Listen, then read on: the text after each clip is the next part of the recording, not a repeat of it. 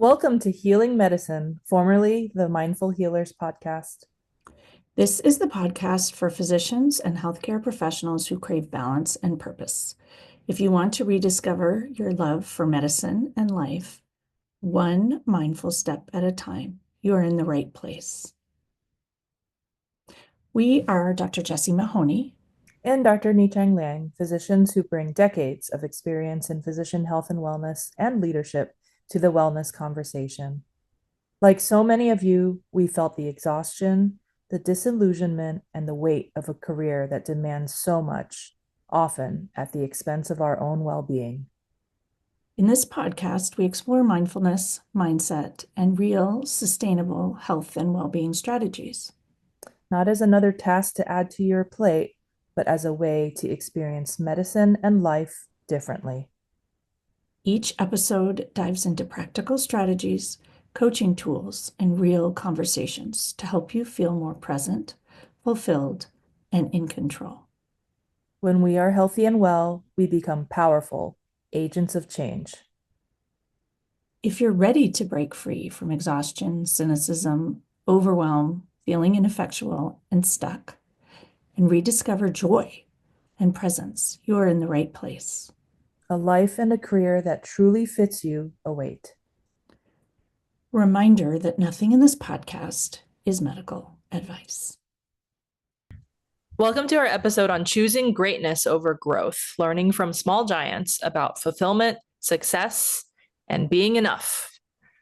What if being small wasn't a limitation, but a superpower? What if success came not from growing bigger, but from being deeply great at what you already do? How can you shift your mindset from measuring by size and scale to measuring by satisfaction and fulfillment? What if the most meaningful impact comes from choosing less, not more? So the origin story of this, what's going to be an incredibly cool episode, is that about a month-ish or so ago, actually, right after we recorded those episodes that I was just telling you I deleted and had to recover from the trash, because this happens sometimes, a friend from my Martha Beck program, coaching program, came to visit, and I had never met her, and she asked me point blank, what was my vision for pause and presence, and where was I headed, and how was I going to scale and grow? And I had this moment of panic that I was supposed to be doing that. And then I said, well, I don't think I have a vision. And what's really interesting is that I very proudly delved into this idea that I didn't have a vision or a plan, and that I should be happy or fulfilled where I was. And this came up in a conversation with Mary, who does our podcast editing, and that I was really leaning into just being happy where I was. And I wasn't going to grow bigger or scale or any of those things. That didn't appeal to me. And Mary recommended this amazing book. And she sent me a text and said, you have to read this book. And the book is called Small Giants. And it's about exactly that, doing things small scale and doing them great rather than growing, and being very intentional and purposeful. And it's actually about a number of very successful companies who opted not to grow and instead do what they do well. What I learned from reading this book last night, though, and it's really, this is how you know we just do these podcasts off the cuff, is that the decision to be a small giant, as they say, or do what you do really well and stay small and stay niche and stay personalized is actually a vision. And so I hadn't connected to that until we decided to talk about it on the podcast today. Yeah, when you texted me this morning about the podcast idea, literally this morning, a couple hours ago, it really immediately resonated with me. I was very excited to talk about it because I realized that over the last couple of years, I very intentionally have not done what has been expected of my company, Awaken Breath, and even the Mindful Healthcare Collective Facebook group. So for me, doing less has been more, so much more. right now in this moment in time, I'm very, very discerning about where my energy and resources and time goes. So that goes into choosing talks that I decide to give, workshops, retreats, to either participate in or to lead. And as many of you know, I've decided to pause the teaching of my own online classes, and I've chosen to give myself permission to not have to quote unquote hustle as an entrepreneur at this stage in my life, because ultimately I really didn't have, nor did I want to have the time to do that. And I really right now don't have time to do more. So I know that in my heart, I needed to make the intentional decision to do less with my company and do more to upkeep the health of my mind, body, spirit, and to carve out more time to spend with those that I love dearly. So I want to invite that this podcast is also a small giant. So we are at Healing Medicine intentionally niched. We're not here for everyone. We don't want to be. We want to be here for the people who want to pause, reflect, and reimagine medicine in their life with more mindfulness and intention, like these companies in Bo Burlingham's book, Small Giants. And we're not chasing size, we're chasing personalization and connection and community. And we hope to be meaningful for the right people. And this philosophy of great instead of big, that's so fabulous. Okay. It's not just the subject of the episode, and it's not just what our podcast is, but I actually think it's who you and I are. And that's why the podcast idea was immediately resonant. I had no idea what you would think of it. So I was super excited when you were like, yes, that fits. And it makes sense because this is who we are. Mm-hmm. And I think it's who you are as a physician and as a parent. It's who we are as mindfulness teachers. It's who we are as speakers. It's who we are when we do retreats. It's who I am as a coach and an entrepreneur. Like you and I, very intentionally, it's probably why we're a good fit as co-hosts. We intentionally choose this quality, intimacy, and depth, and we intentionally don't choose scale and reach and hustle. And so everything I do is intentionally small. I often get requests, can you just make one more space in your retreat? I'm like, no, actually I can't. Like, it's purposefully small. All my coaching groups are small. All my talks are really, I don't necessarily want to be in a room with 2,000 people. I could do it, but I really care more about resonating with a specific audience and making the talk fit for a niche. And I'm going to digress here for a second because, as you know, I have given leadership talks for ACOG or the OBGYNs, and I recently gave some leadership talks for the cardiologists. And so I took all of my leadership coaching material and turned it into lessons from the heart. Well, I just got a request to do it for the GI doctors, and I spent yesterday afternoon turning it into lessons from the gut. And it was like so much fun. And it also brings out like learnings in different ways. And it's this idea of making it resonate. It's not going to be, I don't go give the same talk everywhere because that's no fun for me. Mm-hmm. I mean, I could probably get a lot more wealthy doing that and spend a lot less time. But really the point is the fulfillment and the satisfaction and the energy and the joy. And I think our listeners will understand the joy of creating a talk that talks about the microbiome and constipation and irritable bowel syndrome and things like that. But it was so much fun. I might be a little weird, but I know you'll all appreciate it.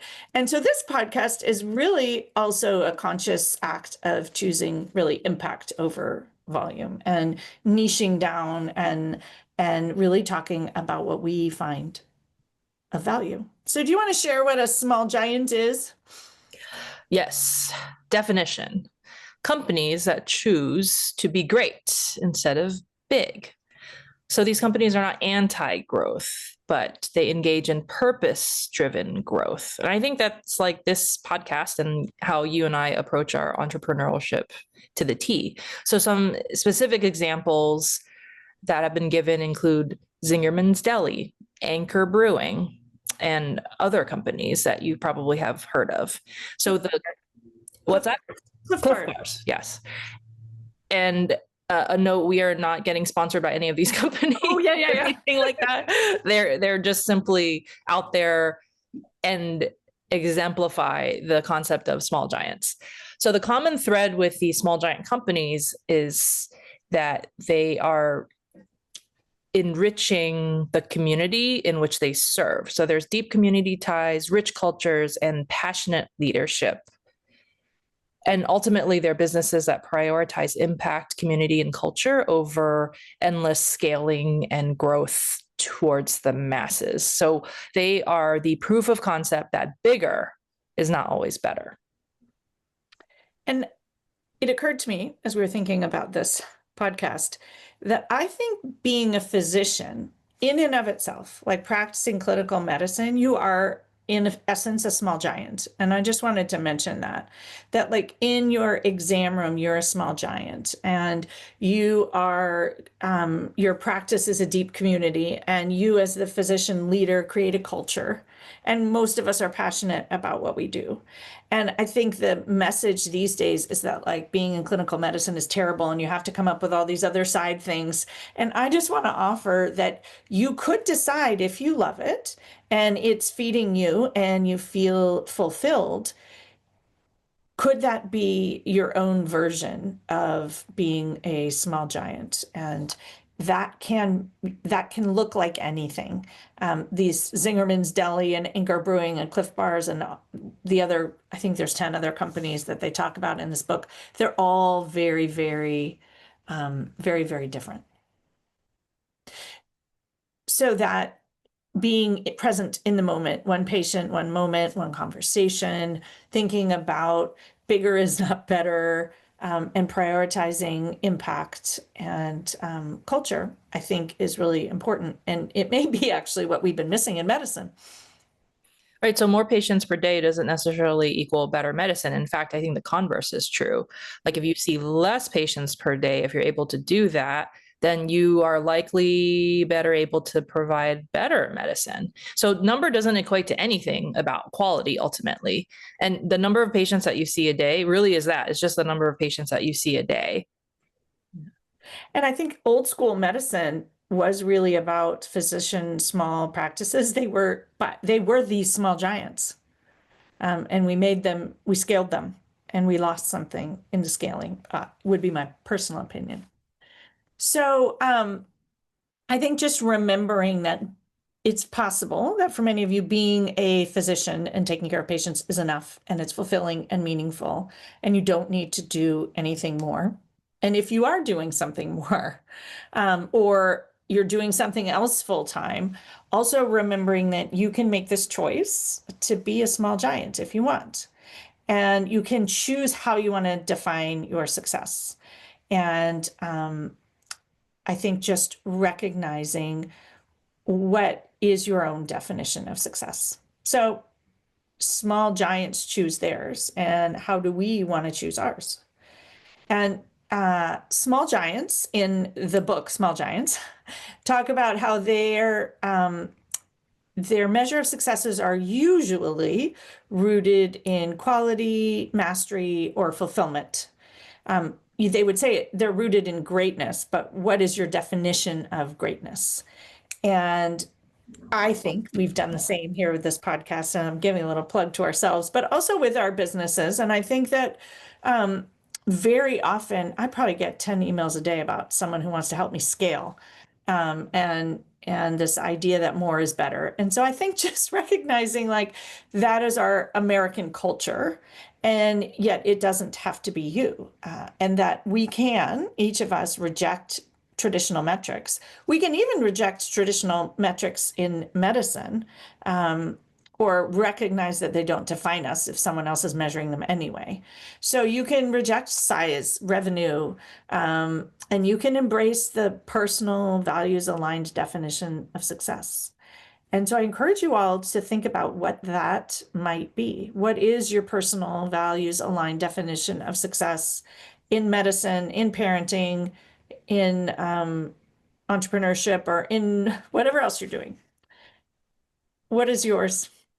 Well, I will unabashedly say that I love my clinical career. I love going to see my pulmonary patients in clinic, and the time that I've allotted for that during the week is not traditionally in the sense of like Monday through Friday. I'm very intentional about how many half days of clinic I have a week. And so the time that I have outside of clinic, it provides me the space to do what I love to do outside of clinical medicine. And another realization that I wanted to share, that in the past, when I thought I wanted to grow and scale, because it was more of like I should be wanting to grow and scale my business, that a lot of that came from some peer pressure. A lot of it came from shoulding. And ultimately, they were misaligned expectations of myself. And also, they were very much ego driven, like more accolades, more certifications, more classes to take, more this, more clients, more programs, more offerings, more money. And honestly, these days, by choosing less, it's given me so much more. These days, I'm really happy to say that I'm quite content. I'm very present in the different aspects of my life, and I'm enjoying my life. And ultimately, it's because I'm striving less. Yeah. And I think a lot of people have trouble with the non-striving. And I would say striving is striving for that outcome or something out there. And so non-striving is being happy and present with where you are. I do think this idea of the small giant, though, is not in doing nothing. It's in being intentional and having a specific vision and a specific idea of what success, your version of success, look like, and having an aligned life. For me, success is not the biggest audience or the most clients or the busiest calendar or more of this, or it's really knowing that I'm doing meaningful work and I'm changing lives. And interestingly, for me, it isn't less because right now in my life, I actually really enjoy being busy and I enjoy what I'm doing, and I'm not in the throes of active parenting. I've been an empty nester now for a whole year. Um, and so recognizing that it's really about the impact on the world that I want to make and what feels fulfilling and resonant. And none of that comes from more.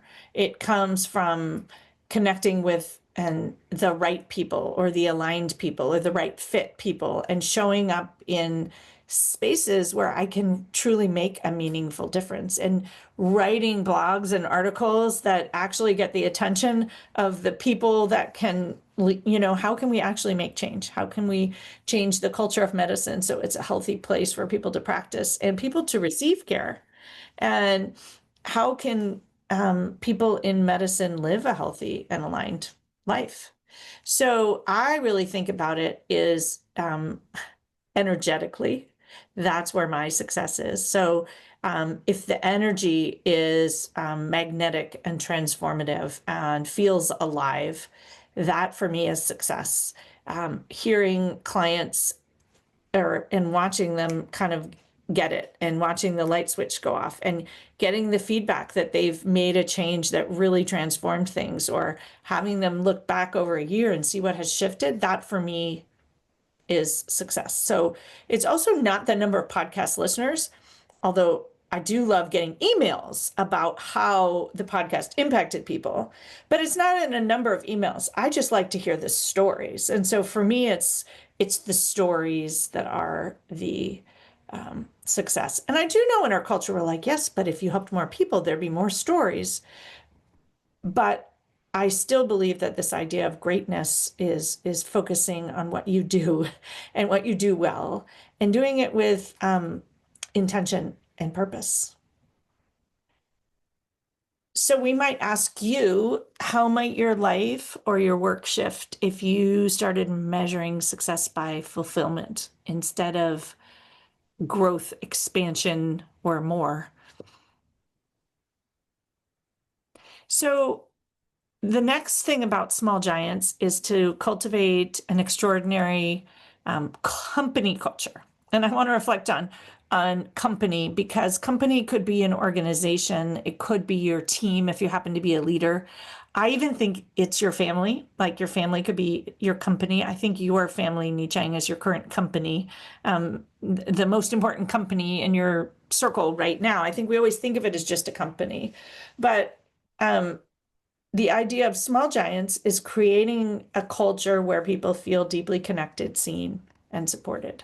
And again, we certainly try to do that here. And I think both of us try to do that in our life. But recognizing that having a specific intentional culture is strategic, and having a leader who's present and authentic and accessible is one of the characteristics of these small giants. Creating places where people either want to work or want to be a part of, and want to join, and is part of being a small giant. And funny that many small giants say they treat employees like family. And I think you made a crack that I actually hire my family. And my company is me and my family. And so I think it's funny and interesting. I'll shout out to my husband, who is using his finance degree from college to help with the taxes of our own personal family taxes and my company's multiple S taxes as well. It is a meticulous and tedious task that I am grateful he is willing to do, because I do not like doing that stuff. So yes, our families can definitely literally be part of our companies and help to offload some of the things that enable us to stay in our zone of genius. And small giants are not, by definition, a family company or family-owned business. They're not at all. In fact, most of the ones in this book are described are much bigger than that. But it's really the intentional approach and values that they have that make them these small giant companies. So my question for you, dear listener, is what constitutes your company? We can start with our own companies as an analogy of our own practice of medicine, whatever you're doing in healthcare or your entrepreneurial business. That's how we change the culture of medicine, by practicing medicine in an aligned way. So for me, some examples that have concretely helped me stay in alignment is to teach some of the integrative and mindfulness principles, like taking 1 minute to teach someone how to do mindful pursed lip breathing can definitely help that patient in spades beyond that 1 minute taken out of a busy clinic schedule. Another one that has been incorporated is doing integrative medicine group clinic visits that have been built into my regular clinic day. And then the other one is just flat out integrative medicine consults. So what might your company culture look like to you? And I encourage you to think about your physician role as like a company, and that as physicians, we are leaders. We're leaders of a small practice. We might be leaders of a department, and our presence and our language and the way that we show up and our values have a huge impact. And so even just one of us who shows up differently can change the tone of an entire department. And so thinking about how you want to show up. And my company is literally Pause and Presence, if I think about it that way. And I have very specifically chosen to build a specific culture and even microcultures. I was thinking about this idea of cultures, like my retreat, each retreat has its own culture, and each coaching group has its own culture. And they are intentional, maybe ecosystems designed for impact, but that each one is going to be different. And my intention is that they be safe and fun and transformative. And our next lesson for being a big giant, small giant, you're like big, but in your own way. So being a small giant is to stay rooted in your community. And so small giant companies embed themselves in their communities. They give back very intentionally. Many of these companies put out forthright that they send a percentage of proceeds to X, Y, and Z nonprofit. They also become very trusted and cherished in that potential niche community rather than becoming an international business that's spread thinly across the globe that potentially doesn't have the resources to give back. And I think I'd like to think that this is how we approach our work together and also individually. And I think that community can be a local physical community. It can be a community of women. It can be a community of women physicians. It could be across the US. It could be across the globe. And I think it's choosing to be rooted and to define where your community is and remembering the importance of community. And I do think that we can get to a size where that sense of community gets eroded a little bit. And it isn't that there's a particular size, but I think valuing community and making sure that what you're doing and the choices you're making are honoring that community. So I wanted to give some specific examples of rootedness in community. I'm no longer doing this, but I treasure the time that I spent volunteering for the UCSD student run free clinic for 12 years, but also knowing when it's time to give yourself permission to detach from free offerings that you have given of yourself. I thought for me, 12 years was plenty. And I continue that work with underserved populations by seeing more underinsured patients in my private practice group than I did before at my prior place of employment, ironically. And I take pride in that I see and treat all my patients, regardless of the payer mix, as should be expected, with the same amount of care and attention, regardless of their backgrounds. Also, mindfulness offerings, like in Mindful Healthcare Collective, while I'm not doing nearly as much as I did before for these mindfulness offerings. And I'm going to shout out to Jessie because you are still offering near weekly free yoga live to the masses. I will also share that I've also offered free mindfulness sessions to nonprofits like the Young Survival Coalition, which is a nonprofit group for breast cancer survivors diagnosed under the age of 40, like I was way back when.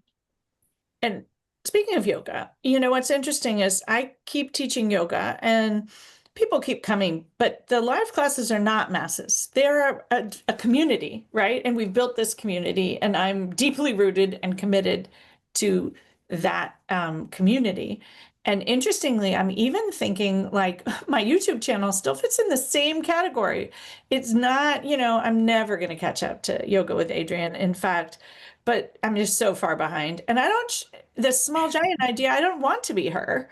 I'm inspired by the fact that someone could do that, but that the small giant in me, that yoga YouTube channel is a small giant. It actually, I can't remember, but a lot of hours of yoga are done by humans, and most of them are women physicians. A lot of people do the YouTube yoga that don't join me live because the timing doesn't work. And that this is sort of my way of being a small giant as a yoga teacher, with the meaningful impact. And, I keep teaching it because it's meaningful, not because it's huge, but because it's meaningful.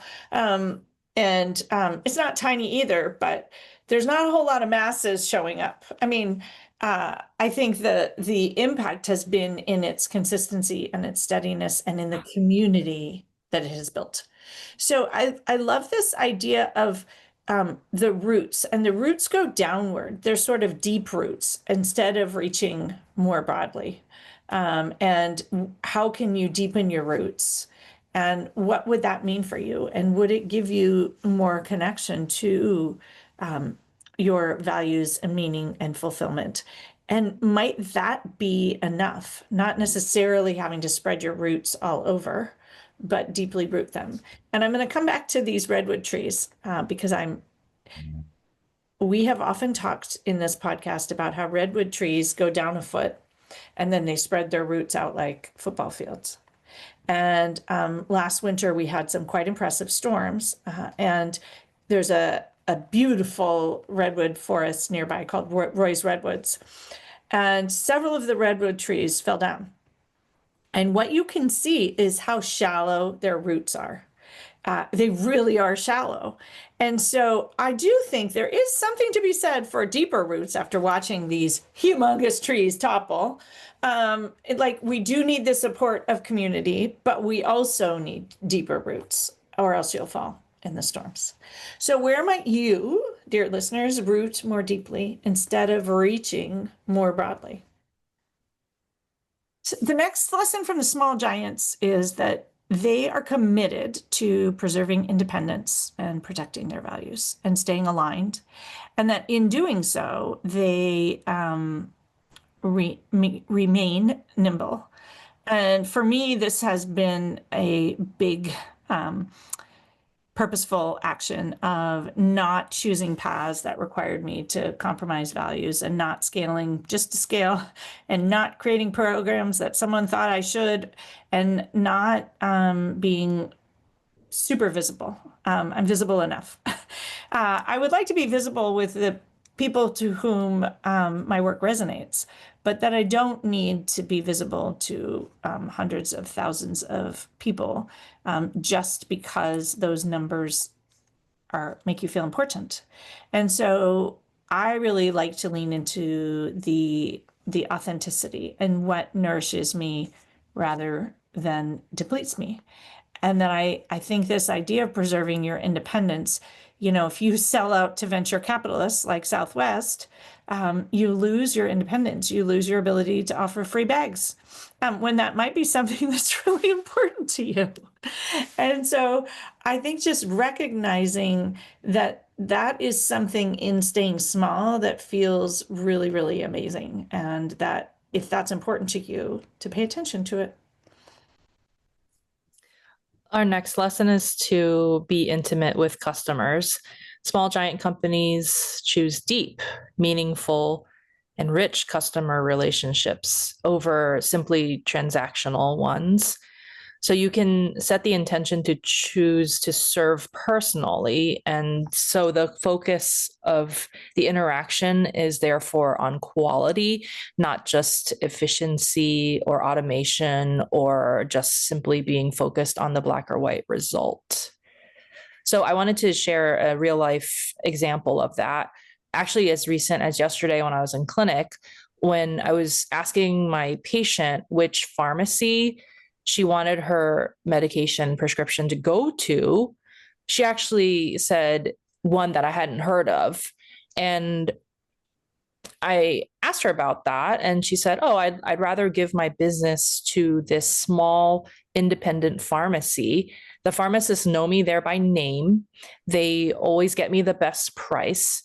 And ultimately, she talked of it like it was a family type of community, this small independent pharmacy where she was getting great care and great service. So a shout out to all of those very rare independent pharmacies that still exist, but are becoming fewer and fewer. And I think it's this intimacy with customers, knowing them, connecting with them, knowing something about their lives, and being a human to human and have the human to human interaction. And, in medicine, intimacy with patients is really the heart of healing that we are missing part of now. It's been replaced by an emphasis on efficiency. And in everything that I do, I love the intimacy and the human connection. And so that's for me why I have intentionally leaned into a small giant. I really love that term. I'm gonna own it. I'm a small giant. And I'm the littlest person in my family by far, in my family of origin and my home family. And so I'm now going to call myself the small giant. And I suppose I will too. I am a small giant in my own way. Yeah. We hope that this podcast feels like a conversation for you, dear listener. Both Jessie and I have shared over the years tons of stuff that's been quite vulnerable for the both of us. But I think that helps us to stay intimate with you. And I hope that that's where the possibility of true transformation will begin and happen. And so, as we wrap up our episode today, the lessons of the small giants, not just in business, it's really about life. And so, you can choose to be great instead of big. And that means choosing depth over breadth, presence over productivity, and fulfillment over scale. And so, this podcast, I proudly like to say, is a small giant. And pause and presence is a small giant. And my company, Awaken Breath, as well as a physician practice, my physician practice, is an example of a small giant. So meaningful impact does not require scaling. And in fact, scaling can lead to less impact. And less scaling can lead to more impact. So, some reflections, questions for you, dear listener. What would it mean for you to lean into being a small giant in your own life? Because you probably already are. And where could you choose quality, intimacy, and or depth instead of scale, speed, or more? So a big thank you to Mary, my pause and presence helper and our podcast editor for the Healing Medicine podcast almost since the beginning, for her recommendation of the book Small Giants. She doesn't know we recorded this. She'll be delighted when she edits it. And if this topic inspires you, you can check out this book called Small Giants and learn about these companies and a little bit more about what defines them and is their and their core values. The author of Small Giants is Bo Burlingham. And if you like intimate, small, personal presence, keep listening to this podcast because that's what we're about. And potentially join me for a retreat or small group coaching. And potentially, if you want to lead your life and practice and colleagues in that way, join me for leading from the heart, because that's really what it's about, is being a small giant, a small intentional giant who is leaning into your values and being purposeful and intentional and kind and creating a culture that values those things. And reach out to any of us because we're real humans who are deeply rooted in community and like connecting to other humans. So stay on after the sound of the bell for the mindful moment, and we hope you enjoy it, and we will see you next week. Thank you for joining us. Be sure to stay on after the sound of the singing bowl for our mindful moment offering to practice. Please check the show notes for additional resources and insights, and please explore our other episodes.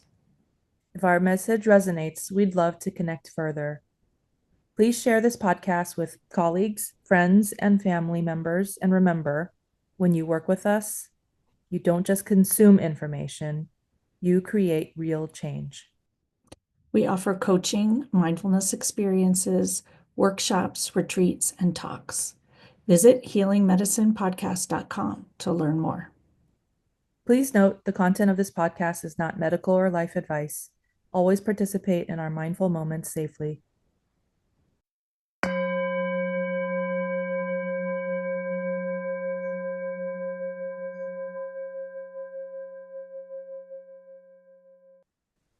Welcome to this mindful moment offering, inviting you to close your eyes or lower your gaze a few inches in front of you if that's safe for you to do so. Taking a moment to notice the support of the ground beneath your feet, reminding you that it's always there, unconditionally. You simply have to notice.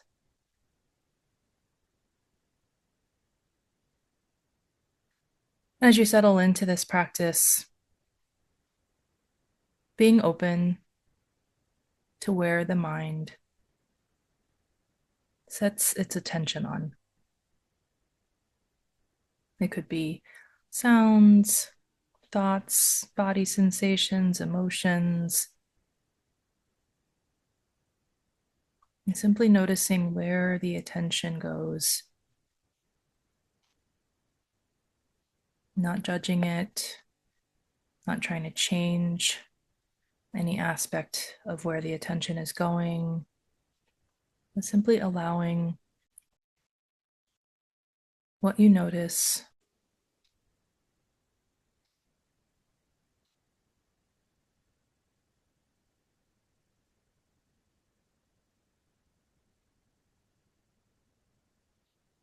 noticing the shifting attention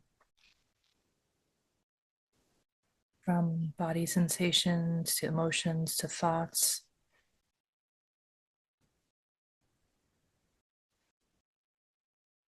And if the attention rests on thoughts, imagining these thoughts like clouds passing through the sky or leaves drifting down a stream, observing where the attention goes.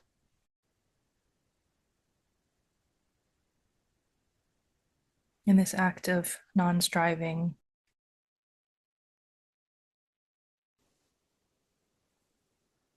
you can simply notice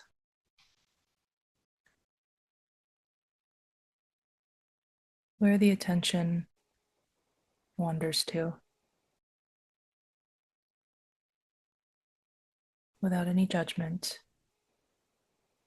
without need to change this moment for what it is.